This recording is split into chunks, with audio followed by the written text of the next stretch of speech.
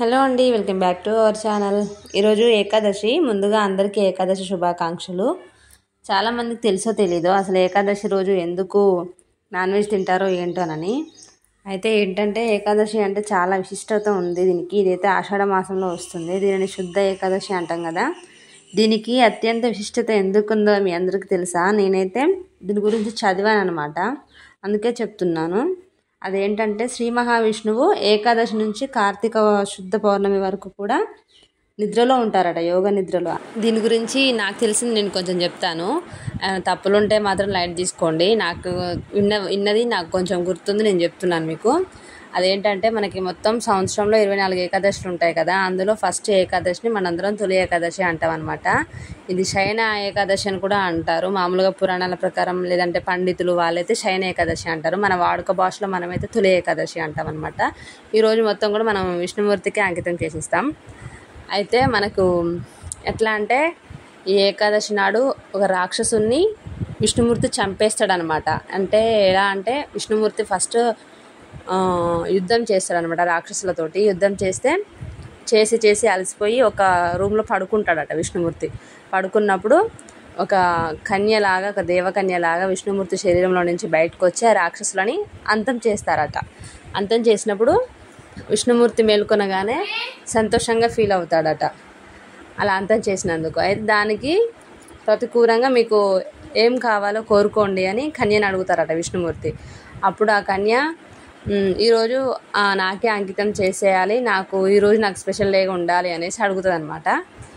అయితే దానికి గుర్తుగా తొలి ఏకాదశి రోజు మనం రాక్షసుని చంపినందుకు అందరూ కూడా పండగలాగా చేసుకోవాలి, నాన్ వెజ్ తినాలి అని ఇక తొలి ఏకాదశి అనేది పెట్టారనమాట. నాకు తెలిసినంత వరకు అయితే ఇదే అనమాట.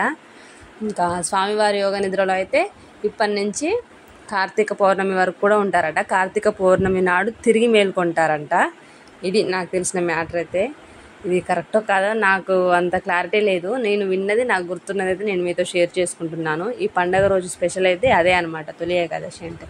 మొత్తానికి మనకైతే సంవత్సరంలో 24 ఏకాదశులు ఉంటాయి. దాంట్లో ఫస్ట్ ఏకాదశి ఇదే కాబట్టి తొలి ఏకాదశి అంటాం. ఇంకోటి ఏంటంటే మనకి ఆషాఢ మాసంలో కూడా బాగా ఎట్లా అంటే ఇది సీజనల్ వ్యాధుల్లాగా అట్లా బాగా వస్తాయి అన్నమాట ఆషాఢంలో. ఎట్లా అంటే చిన్నపిల్లలకైనా పెద్దోళ్ళకైనా జలుబులు, వైరల్ ఫీవర్స్ అలాంటివి ఈ ఆషాఢ మాసంలో కూడా బాగా వస్తాయి. ఇలా ఆషాఢ మాసంలోనే ఎందుకో మరి ఇలా హెల్త్ ఇష్యూస్ వస్తూ ఉంటాయి అంటారు. అది నిజంగానే చాలామంది ఇట్లా మామూలుగా ఊర్లలో కూడా అంటుంటే విన్నా అనమాట. అవును, ఇప్పుడు ఆషాఢ మాసం కదా అట్లనే అవుతుంది అని అంటారు. ఏదైనా జలుబు వచ్చినా, కొంచెం ఫీవర్స్ వచ్చినా ఇప్పుడు అట్లనే వస్తాయి గాలికి, వాతావరణానికి అంటారు. ఈ ఆషాఢ మాసంలోనే ఎందుకు వస్తాయి అనే దానికి కూడా ఒక స్టోరీ ఉంటుంది. నాకైతే అదంతా గుర్తులేదనమాట. ఇంకా ఏకాదశి అంటే ఏకాదశి తోటి అన్ని పండుగలు స్టార్ట్ అవుతాయి మనకి. ఈ ఏకాదశి తర్వాతనే నోములు, వ్రతాలు కూడా చేసుకుంటాం కదా మనం. ఇంకా ఈ నోములు, వ్రతాలు అంటే ఈ అన్నిట్లో ఫస్ట్ అయితే మనకి శ్రావణ మాసమే కదా ఆషాఢం తర్వాత. శ్రావణ మాసంలో చాలా వ్రతాలు, నోములు చేసుకుంటుంటారు. మళ్ళీ ఏకాదశి అంటే అసలు అది ఒకటి పేలాల పిండి అని ఉంటుంది. అది కూడా నేను విన్నాను అనమాట. పేలాల పిండి అసలు ఈరోజు తినాల్సింది పేలాల పిండి తినాలట. గుళ్ళల్లో ప్రసాదంగా కూడా ఆ పేలాల పిండినే పెడతారట అసలైతే, నేను విన్న వరకైతే. కానీ మనకి ఎక్కువగా ఊర్లలోనైతే వీటి సంభాషణ ఎక్కువ రాదు. ఏమైనా ఏకాదశి అంటే నాన్ వెజ్ వండుకోవాలి, తినాలి అంతే. నేను ఇక్కడ చూస్తున్నాను కదా ఊర్లలోనైతే మామూలుగా ఏకాదశి అంటే చాలు, ఈరోజు మటనా, చికెనా, చేపల అని అడుగుతూ ఉంటారు. నాన్ వెజ్ వండుకుంటారు, తింటారు. కానీ మామూలుగానైతే మనం గమనిస్తే సిటీలో లేకపోతే టెంపుల్స్ దగ్గర మనం గమనిస్తే పేలాల పిండి పంచుతారు. ఇంట్లో కూడా కంపల్సరీ పేలాల పిండి చేసుకొని తింటారు. పేలాల పిండి వెనుక కూడా ఏదో కథ ఉంటుంది. ఇదనమాట మొత్తానికి ఏకాదశి అంటే ఒక స్టోరీ ఉంది దీనికి. మొత్తం మనకి ఏ పండుగ చేసుకున్నా ఆ పండుగ వెనుక ఒక స్టోరీ ఉంటుంది కదా, అలాగే ఏకాదశి కూడా ఇది ఒక స్టోరీ అనమాట. నాకు తెలిసింది అయితే ఇదనమాట. ఇది నేను ఎప్పుడు విన్నానంటే 10th క్లాస్లో విన్నాను. అయితే మాకు 10th మ్యాటర్ ఎందుకు వచ్చిందంటే మామూలుగా మా సోషల్ సార్ ఉండే ఏమన్నాడంటే ఏకాదశి అంటే అసలు అన్నమే తినద్దు, మన ఊళ్ళల్లో తెలియక నాన్ వెజ్ వండుకొని మరీ ఇష్టంగా తింటారు, కానీ అసలు ఏకాదశి అంటే అన్నమే తినద్దు, అన్నమే నిషేధం అన్నారనమాట. ఎందుకో తెలియదు, అది కూడా ఏదో స్టోరీ ఉంటుందట దానికి కూడా. ఆ రోజు తింటే అన్నీ కూడా విష పదార్థాలలాగా అవుతాయని ఏదో ఉందంట. అందుకని ఏకాదశి రోజు అసలు అన్నం తినడమే నిషేధం అని ఉండేనంట. ఈరోజు అన్నం తింటే సరీసృపాల రూపంలో జన్మిస్తారని అదేందో ఇదేందో చాలా బాగా చెప్పాడు సార్ అయితే. బాగా నాకైతే అంతా సరిగా గుర్తులేదు, కానీ మనకి అవన్నీ తెలియదు కదా. ఇక్కడ అందరితో పాటు మనం ఇంకా అందరూ వండుకుంటే మనం కూడా వండుకుంటాం. అట్లా అనమాట. మళ్ళీ ఏకాదశి వ్రతంలో ఎక్కువ బెండకాయలు, ఆకుకూరలు, మళ్ళీ ఏమంటారు వెల్లుల్లి, ఉల్లిపాయలు ఇట్లాంటివి కూడా ఉపయోగించారంట. ఏకాదశి అంటే మామూలుగా స్వాములు మాలలేస్తే ఎలా తింటారో ఈ ఏకాదశి రోజు అలా తినాలట. ఒకవేళ తింటే, లేదంటేనేమో అసలు ఫుడ్ బంద్ చేస్తారట. ఉపవాసం లాగా ఉండి నైట్ కూడా మళ్ళీ జాగారం లాగా చేస్తారంట. అట్లా నాకైతే అంతవరకు అయితే గుర్తుంది. కరెక్ట్ అనిపిస్తే ఒక లైక్ చేయండి.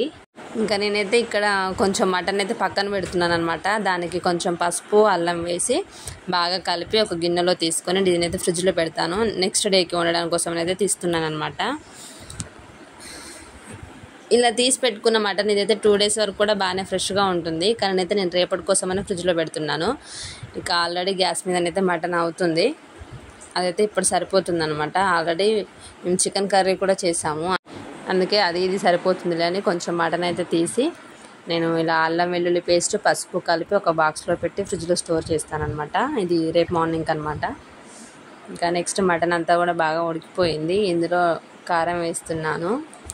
నాన్ వెజ్లో కారం ఎక్కువ ఉంటేనే బాగుంటుంది. మరి కారం తక్కువ వేసినా అసలు ఆ కూర అస్సలు బాగుండదు. ఇంకా 2 spoons వరకు అయితే కారం వేసాను నేను. మామూలుగా ఏకాదశుల్లో ఉపవాసం కూడా చేస్తారు కదా, అట్లా మనకి మొత్తం సంవత్సరం పొడవునా 24 ఏకాదశులు వస్తాయన్నమాట. అప్పుడొకటి ఇలా ఒక మాసంలో ఒక ఏకాదశి లాగా అట్లా వస్తుంటాయి కదా. ఒక మాసంలో అని కాదు, మామూలుగానైతే మొత్తం 12 నెలలు ఉంటాయి మనకి. అందులో 24 ఏకాదశులు వస్తాయన్నమాట. అయితే ఈ 24 ఏకాదశుల్లో అసలు ఏకాదశి అంటేనే ఉపవాసం చేస్తే చాలా మంచిది. అలాంటిది మనం ఎప్పుడూ ఉపవాసం చేయడానికి కుదరకున్నా చేయకున్నా ఈ తొలి ఏకాదశి రోజు మాత్రం ఉపవాసం చేస్తే ఆ మిగిలిన రోజులు చేయని అన్నీ కూడా ఇబ్బంది ఉండదంట. చాలా మంచిదంట ఈ తొలి ఏకాదశి రోజు ఉపవాసం చేస్తే. మామూలుగానైతే నేను విన్నాను ఇది కూడా, చాలామంది అన్నారు కూడా. నేను మార్నింగ్ ఫోన్లో చూస్తే కూడా స్టేటస్లలో కూడా ఇదే చెప్పారనమాట. చాలామంది స్టేటస్లలో నేను చూసాను ఈరోజు. ఎప్పుడు ఉపవాసం చేసినా చేయకున్నా తొలి ఏకాదశి రోజు ఉపవాసం చేస్తే చాలా పుణ్యం దక్కుతుందంట. అయితే మనకి ఈ 4 నెలల పాటు మనకి మహావిష్ణువు అయితే నిద్రలో ఉంటారు కదా. ఆయన నిద్రలో ఉన్నంత వరకు మొత్తం పాలన అంతా కూడా శివుడి చేతిలో ఉంటుందంట. మొత్తం శివుడే చూసుకుంటాడంట. అందుకని ఇప్పుడు ఈ 4 నెలలు కూడా మళ్ళీ మనం ఎక్కువ ఎలా అంటే ఇప్పుడు ఆయన నిద్రలో ఉంటాడు కాబట్టి మళ్ళీ శివుని పూజలు ఎక్కువ చేస్తారట భక్తులు కూడా. మళ్ళీ ఇంకోటి ఏంటంటే ముఖ్యంగా ఇదైతే రైతులు బాగా చేసుకుంటారు ఈ పండుగని. ఎందుకంటే ఇప్పుడే కదా మనం పొలాలు నాటు పెట్టడము, చిలకలలో పెసర్లు, కందులు ఇలా విత్తనాలు వేసుకోవడం, పనులు స్టార్ట్ చేయడం ఇప్పుడే అనమాట వ్యవసాయ పనులు స్టార్ట్ అయ్యేది.